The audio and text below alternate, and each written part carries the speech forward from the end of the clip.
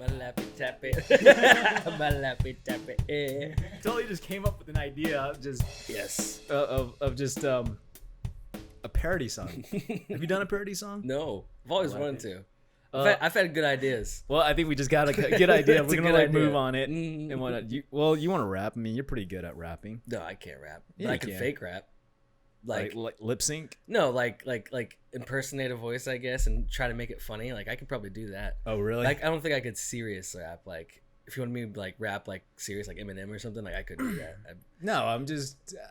I don't know. I could do like the funny rap probably. You But know, the funny rap, there's- punchline rap. I think you could. I think you can rap this one. Like, I'm sure like one of us will get together with a writer and we'll look at the original Laffy Taffy song, and because they butchered the entire candy. Why is it always something like out of your childhood memory and it gets perverted by some kind of rap song? I'm like, dude, come on, come on. We have to have a music video with it too. You know, Lappy we're like tappy. sitting around like, oh my lappy tappy, and everybody's like flipping them like this or something. Some You're little so dance sequence. stupid. You know what I'm saying? That's stupid. All right, man. So, I know I've been kind of pushing you toward this documentary, the movie first, and then obviously the documentary, so it help brings everything into context. Yes. Chef by John. He did write, directed, and then he acted in the movie. Yes. John Favreau, who was originally How do you say his last name? Favreau? Huh? Favreau. I don't know. I don't know how to say it. Is It's that right? F-A-V. Is that correct? It's Favreau. Favreau. Okay. Yeah. All right. What were you thinking it was? Like Favreau? I say Favre. Favre. Like Brett Favre or something. I don't know why I say it that way. It's one of those because when I first heard about his name, I got mixed up with FR, so I kept saying Right. Favreau. Right. I can see that. Yeah, because it's Favr, and then you had to like go back and look at his last name. It's like, oh, it's Favreau. I was totally 'cause the wrong in the beginning. EAU thing or whatever. Right, because Yeah. it's I guess at first glance it seems a little convoluted. Yes. So I don't fault anybody who just fucks up Like his Zach last name. Galifianakis. Oh, Took Jesus. me a long time to learn how Yeah, to that say took me a while to say his Yeah. last name. But Chef it's definitely a lighthearted, definitely family date type movie. I that loved it. Anybody can relate to it because it takes the concept of a chef and really humanizes the experience versus we see a lot of chefs, and it's my biggest issue with today's modern chef is that too many chefs are becoming overtly pretentious. Yeah. I think that's just chefs in general, though. I mean, to step on any chef toes, but Yeah. it's like being a doctor. Like, you know, Yeah. they're kind of like, they're cocky, man. They're Well, cocky. I mean, they go into, and here's the funny part. And I remember looking into the statistics of the success of a restaurant. Okay. It's very low. That makes sense. It's very low. You Yeah. know, I get it that there's going to be some arrogance that comes with it if you do manage to make it past, I think, the 2-year mark. Yeah. Usually restaurants are, I can't remember where I saw the stats, but if you get it past the 2-year mark, there's a certain arrogance that comes with it, which I don't fault anybody for. You know, if you No, it's manage- really cool. Yeah. you know, it's like, hey, great, and then you know, understandably, I understand there's a little bit of arrogance that Right. comes with it.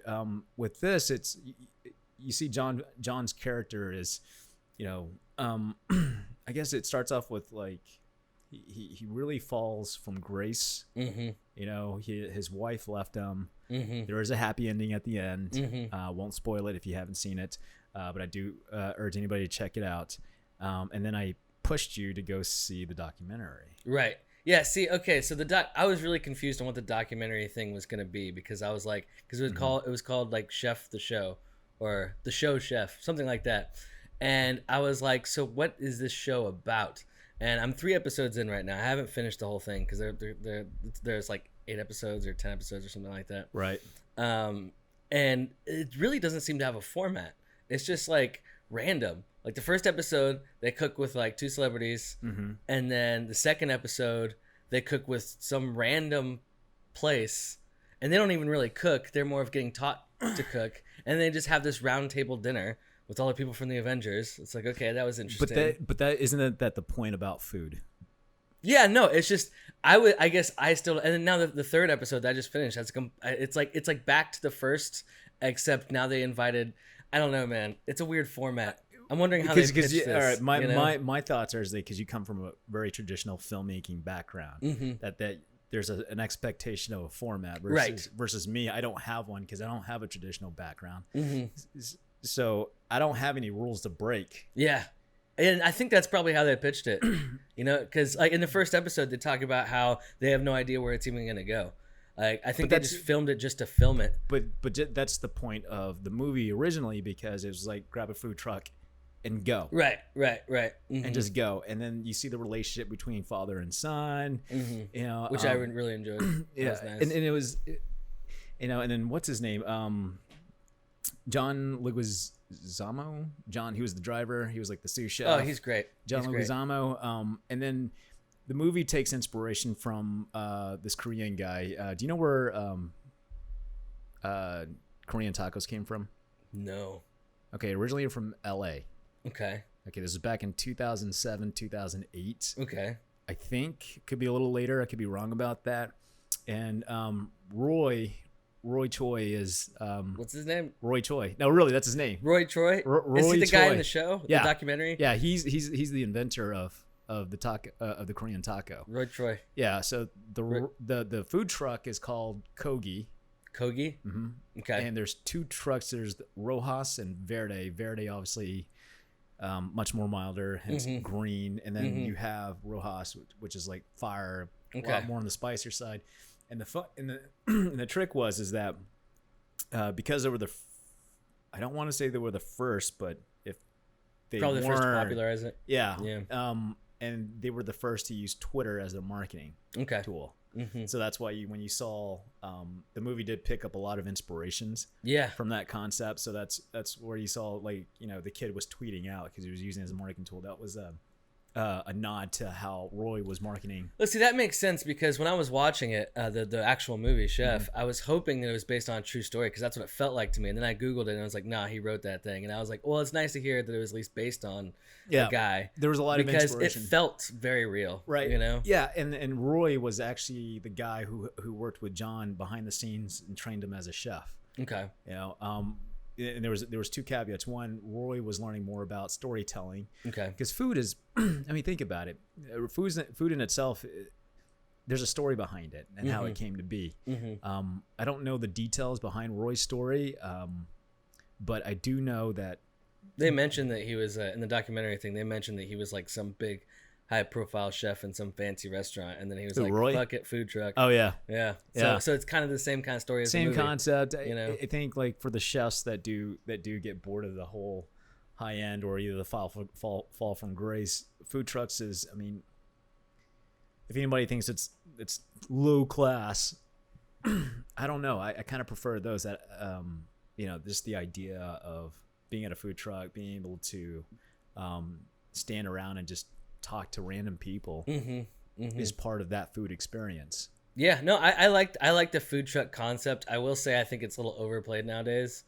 Everybody's got a food truck, it seems like. Yeah. But I think back in his day, he was probably one of the first people to do it. So I think popularize it. My opinion is like I would like to see more food trucks. Really? Because there's already a fuck ton. I'm telling you. I think there needs to be more. Okay.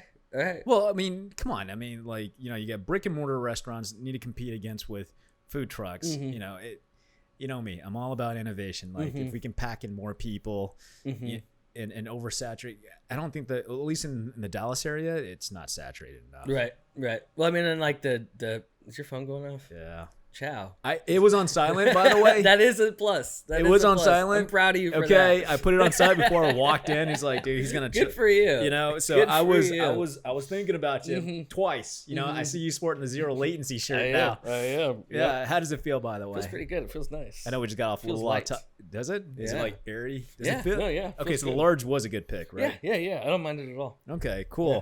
I just started working out again yesterday, so I'm gonna try to look swole in this thing. Swole. You gotta fill in the shirts. I gotta fill it in. You know, fill it up. Yeah, I'm excited to get back. Are you gonna get the V shape, or are you just gonna go with keep the belly and then just? Well, right now I'm keeping the belly just so I can try to bulk up, and I need to finish that plan, and then I'm gonna go to the whole slimming down. I'm gonna really focus on my diet. Well, I'll probably quit drinking, quit smoking during that and stuff, just to. Well, it's a good thing we are talking about food.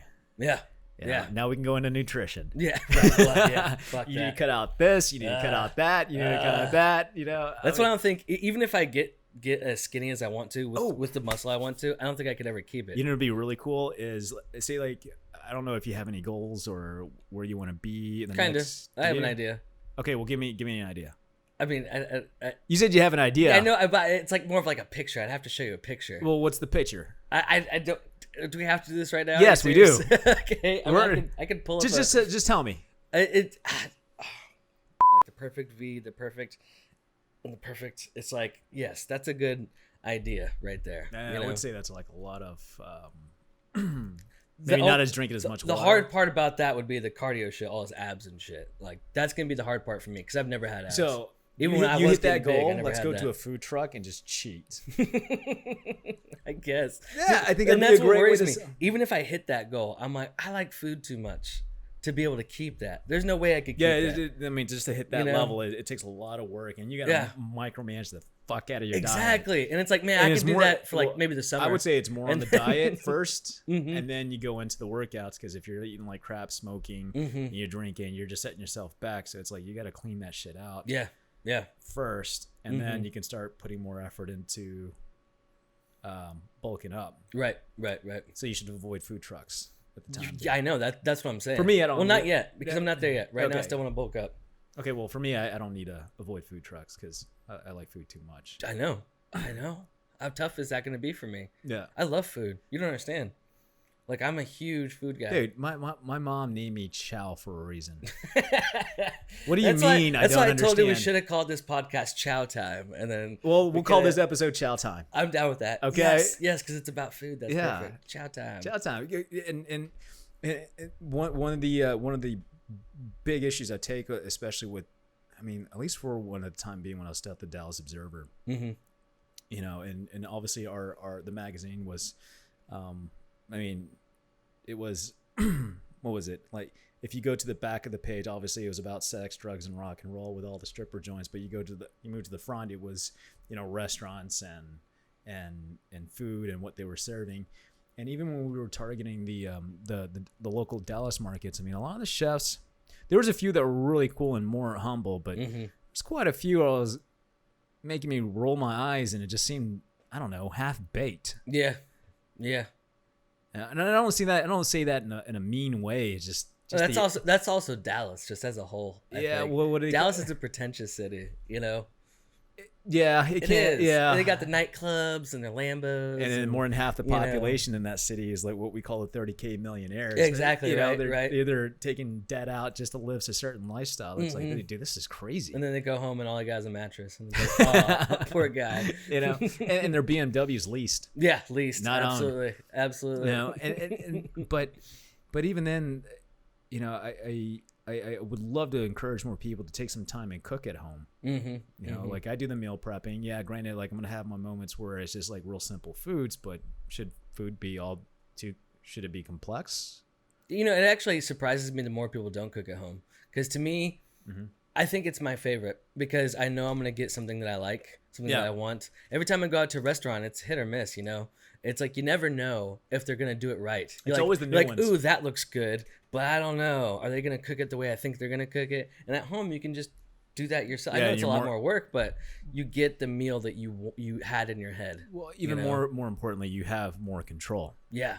So you know you're exactly like, what's hold going the in salt or whatever. Like you have control of everything. And I'm not talking like for some people that could mean like break open a pre-made, you know, pasta sauce. I kind of prefer to go from scratch. So I start from the ground up, like where you start with the tomatoes. You start with I don't do stuff like that. Well, okay, I do that with Asian food, but Asian food. What do you cook? Yeah, well, like when I make stir fry, half the time I'll use like some rice or just stir fry in general. Just stir fry in general. Okay. Like half the time when I'm making the sauce. Careful, dude. You are talking to an Asian, so. Half the time when I make the sauce, I do it from like one of those like, you know, regular bottles or whatever. But the other time when I really want to get a good sauce, I actually make my own sauce. But that's like the only thing I do.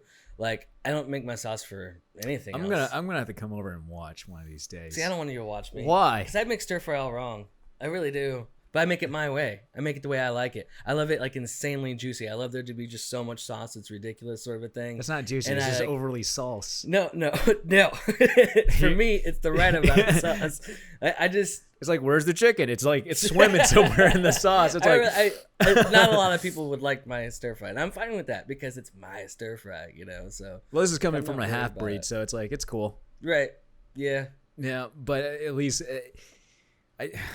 one of these days, you and I are gonna sit down, or we're gonna stand up. Like, let's go over some basics on making stir fry. Yeah, I'm worried and there's about a difference that. between okay, my definition of stir fry is where you are constantly stirring until it's done, not letting it sit and simmer. Yeah, that would. That's called it's called stare fry. I told you were just staring. I told you. One of the things that I do wrong, I guess you could say, is I cook it. You don't stir enough, right? No, I cook it too slow, and I don't. I know the whole concept of stir fry. That's why it's called stir. Yeah, I just don't. I don't really do that either. So it's stare fry. I mean, it's good stare. though. You're staring. It's really good. So don't call it stir. And when I get the right beef, it's good too. I always fuck up on the beef. Why? How?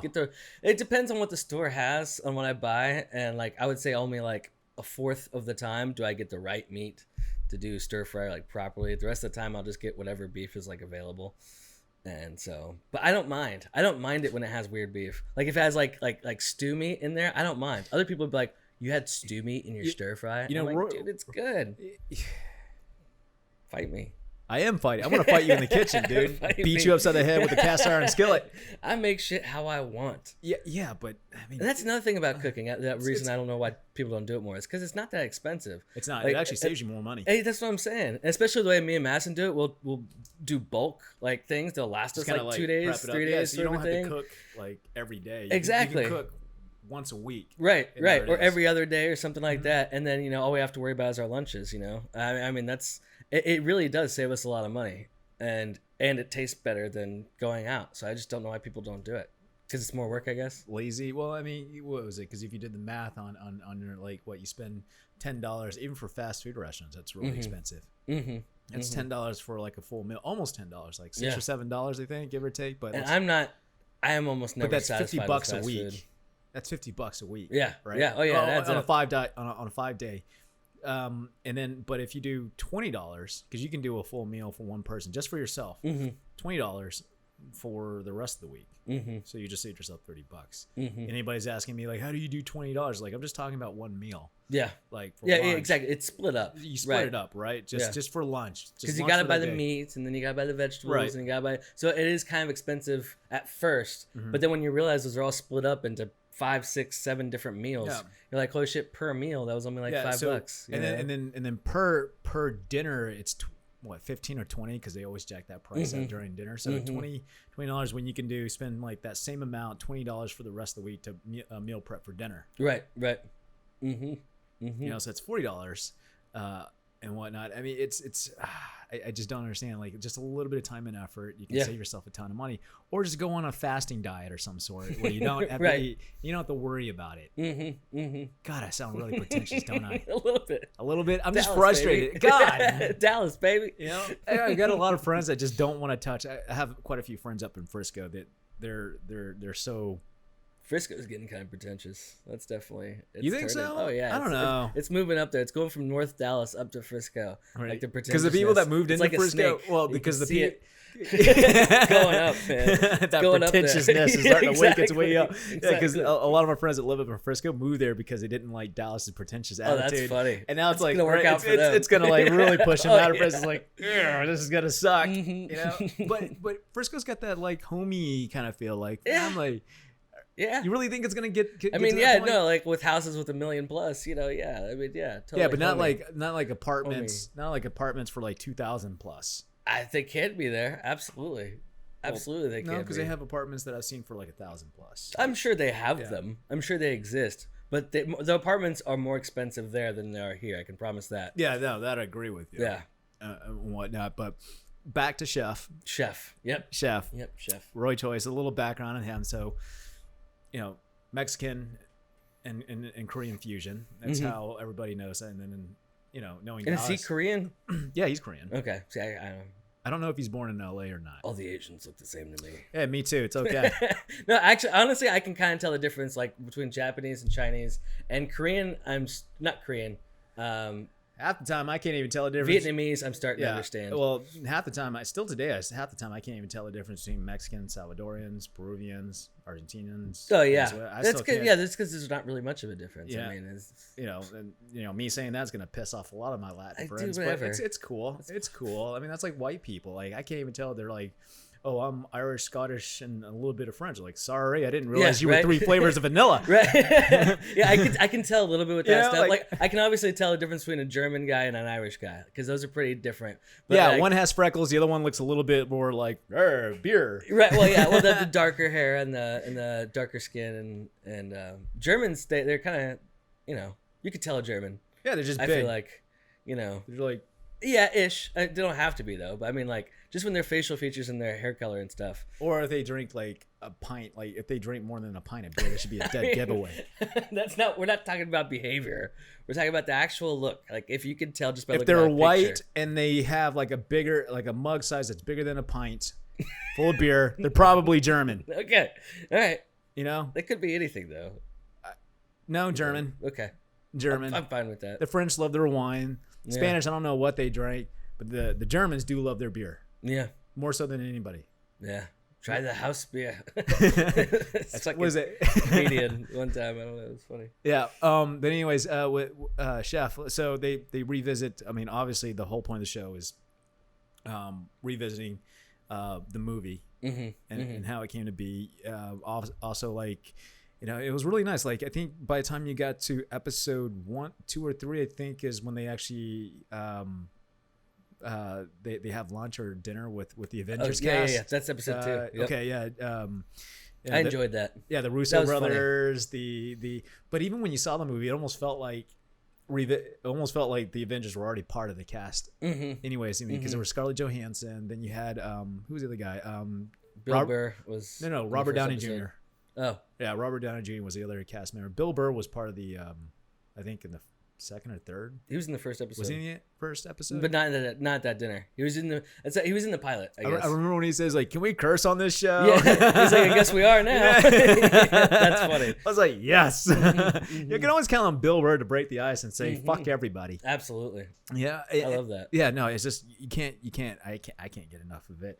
But we're gonna have to kind of wrap it up right there because wrap it up. But check out the movie. Highly recommended. My lappy tappy ish. Are we gonna come up with this? Tappy. We're gonna the lappy tappy song. We're gonna have to do it. Absolutely.